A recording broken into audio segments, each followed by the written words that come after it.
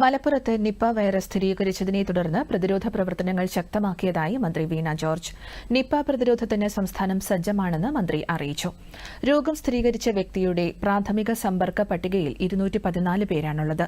ഇതിൽ അടുത്തിടപഴകിയ 60 പേരാണ് high risk വിഭാഗത്തിലുള്ളത്. Manjeri medical കോളേജിൽ 30 ഐസൊലേഷൻ റൂമുകൾ ക്രമീകരിച്ചിട്ടുണ്ട്. കൺട്രോൾ റൂമിൽ 24 മണിക്കൂറും ആ നമ്പർ ഇപ്പോൾ നൽകുന്നതാണ്. എനിക്ക് ഓൾറെഡി കിട്ടിയിട്ടുണ്ടെന്ന് തോന്നുന്നു.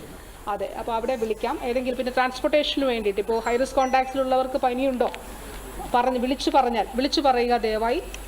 വിളിച്ച് ഈ നമ്പറിൽ പറഞ്ഞാൽ ആംബുലൻസ് ക്രമീകരിച്ച് അല്ലെങ്കിൽ വാഹനം ക്രമീകരിച്ച് ഹോസ്പിറ്റലിലേക്ക് കൊണ്ടുവരുന്നതാണ്. പിന്നെ ആവശ്യമായിട്ടുള്ള പരിശോധനാ സംവിധാനങ്ങൾ ക്രമീകരിക്കുന്നുണ്ട്. അപ്പോൾ സാധ്യമായിട്ടുള്ള എല്ലാ കാര്യങ്ങളും ചെയ്യുന്നുണ്ട്. നമുക്ക് ജാഗ്രതയോടെ ഒരു ഹെൽത്ത് എമർജൻസി പോലുള്ള ഒരു സാഹചര്യമാണല്ലോ. അതായത് നമ്മളൊരു പകർച്ചവ്യാധിയെ തടഞ്ഞു നിർത്താനായിട്ട് നമ്മൾ ശ്രമിക്കുകയാണ്. അപ്പോൾ അതിനു വേണ്ടിയിട്ട് എല്ലാവരുടെയും സഹകരണം ആവശ്യപ്പെടുന്നു. ഞാൻ പറഞ്ഞു, ബഹുമാനപ്പെട്ട മുഖ്യമന്ത്രി ആവശ്യമായ എല്ലാ നിർദ്ദേശങ്ങളും നൽകിയിട്ടുണ്ട്. അതോടൊപ്പം ജില്ലയുടെ ചുമതലയുള്ള മന്ത്രി ശ്രീ അബ്ദുറഹ്മാൻ മിനിസ്റ്റർ അദ്ദേഹവുമായിട്ട് ആശയവിനിമയം നടത്തിയിരുന്നു. അതുപോലെ കോഴിക്കോട് മെഡിക്കൽ കോളേജിലും ആവശ്യമായ ഐസൊലേഷൻ വാർഡുകൾ ക്രമീകരിച്ചിട്ടുണ്ട്. വ്യക്തിയുടെ റൂട്ട് മാപ്പ് പ്രകാരം ആ സ്ഥലങ്ങളിൽ സമയത്തുണ്ടായിരുന്നവർ കൺട്രോൾ റൂമുമായി ബന്ധപ്പെടണമെന്നും മന്ത്രി അഭ്യർത്ഥിച്ചു. നിപ്പ രോഗലക്ഷണങ്ങളുള്ളവർ കൺട്രോൾ റൂമുമായി ബന്ധപ്പെടണം.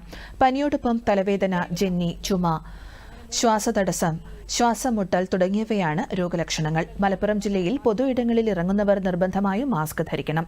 അനാവശ്യമായ ആശുപത്രി സന്ദർശനങ്ങൾ ഒഴിവാക്കണമെന്നും മന്ത്രി അഭ്യർത്ഥിച്ചു.